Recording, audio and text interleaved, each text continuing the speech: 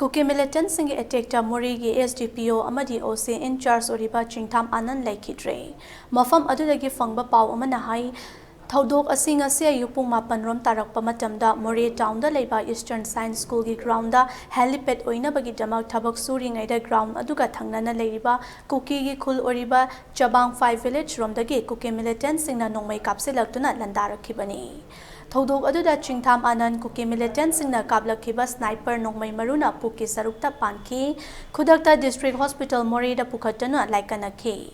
Adubu mahak laikanaba ngamdana leikhide pau asina hai haukiba numit mangani tarukni dagi hauna Eastern Science School gi ground asida helicopter taba yanabagi damak ground adu sembagi thabak chatharakibani. Hana kondong lairembi manakta leiba manga suba Assam Rifles KLP da helicopter taramba du Moreh town dagi khara lapana maram oiraga hariba Eastern Science School ground asida helicopter taba yanabagi damak semlapkibani hairi. Pawasina hai housing mafam aduda BSF amadi state police ke apunba timna changsinduna operation chathari.